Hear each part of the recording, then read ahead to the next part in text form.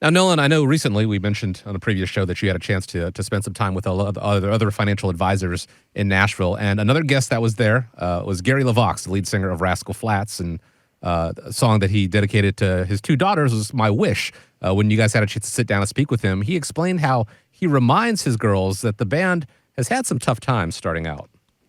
It was paycheck to paycheck. And then thank goodness I got to a place where I'd make more than I spend a little bit. So then it was saving and then saving for them and investing and save more than you spend and live within your means. You know, it's hard to do. Even with stupid stuff like DoorDash. And it's like, go across the street and get it. So you have to keep instilling that stuff because they're just sitting there going, yeah, can I have Starbucks? You can see Starbucks.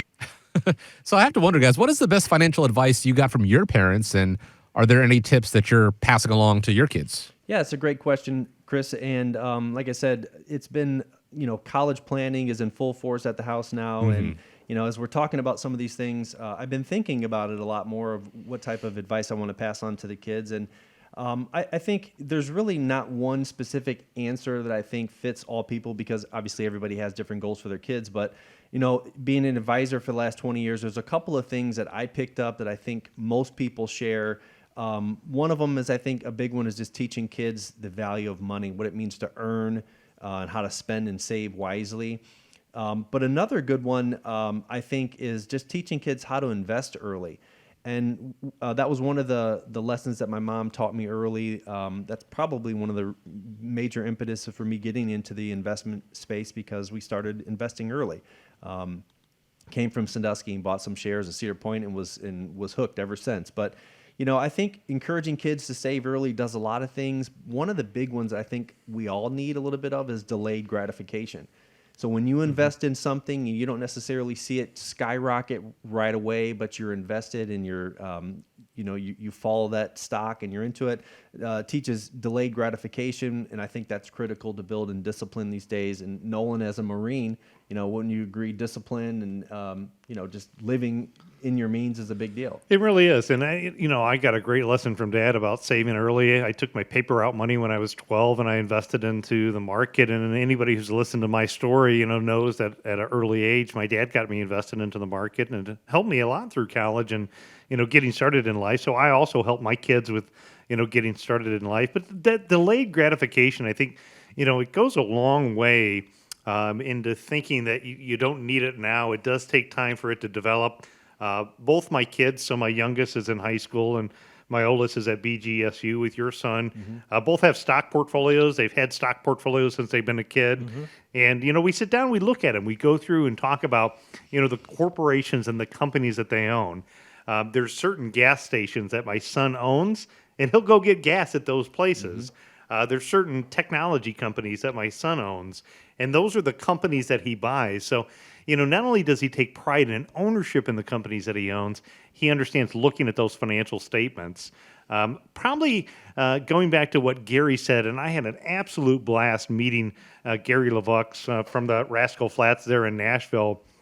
Real good-hearted person. What he was talking about, I can so relate to DoorDash, Yes. with my kids. They want to get DoorDash, and I'm like, just drive to the mall. It's right there.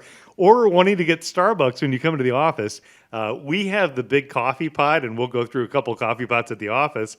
I don't know, it probably costs me, a nickel or something when I get coffee out of there? Yeah. Tastes about the same. It's $5 when you go through one of those, high-end coffee places. But you got to be really careful. And it was good that he taught those lessons. I've tried to teach my kids lessons about saving early, which is why I think my son is involved in this business, being in the financial services.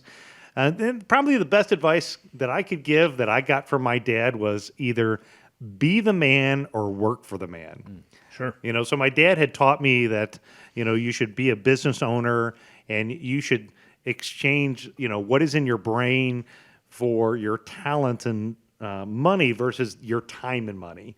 Meaning that if you work for a set dollar amount from 9 to 5, that's kind of your capacity. But if you use your knowledge of what you've learned and you're able to use that to build a business, use that to help other people like what we do when it comes to investing, that's exactly how you can make a bigger financial impact back on other people's lives and your own life, which is why that message is probably the best one that I got from Dad. Yeah, absolutely. I echo all of those. I watched a video the other day, and it was about a retirement community down in Florida, and they did an interview with a lot of the old people that were in their retirement community, and they asked them that very question. What would you tell your younger self, or what would you tell a young person today?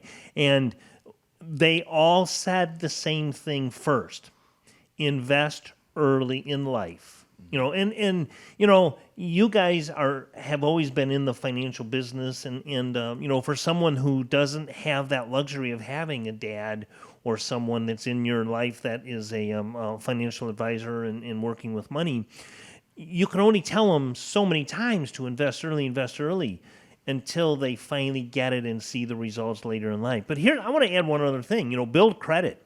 Credit is huge, I always refer to it as in a previous life when I was selling home and auto insurance a lot of the things go towards credit base now.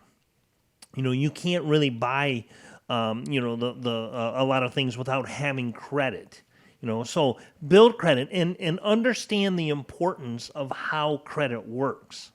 It's one thing to get that credit card, and it's like Gary said, spending the money that you don't have. It's easy to swipe that card, right? Mm-hmm. Because we were talking before this segment, how many places actually look at, won't take cash, and they look for the credit card all the time.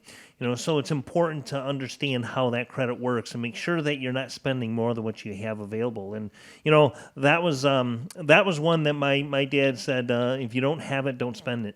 Yeah, that's a good one. Yeah, so I would say that was probably one of the better pieces of advice financially that I received. And Scott, for our listeners that maybe, like you said, don't have a trusted go-to person in the family to talk about finances, there's a lot of good websites out there. One of them, you can go to themint.org/kids. I checked it out.